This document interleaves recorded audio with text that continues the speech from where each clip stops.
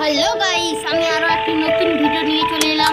আমি আজকে বলবো ট্রাক্টরের পিছন থেকে কিভাবে বগি বা ট্রলিকে আলাদা করা হয়। এই আলাদা করার ভিডিও দেখার জন্য আপনাদের কিছু নয়, শুধু 1 সেকেন্ডের সাবস্ক্রাইব ও লাইক করে দেবেন। আমাকে সাপোর্ট দেবেন এইরকম ভিডিও আর পাওয়ার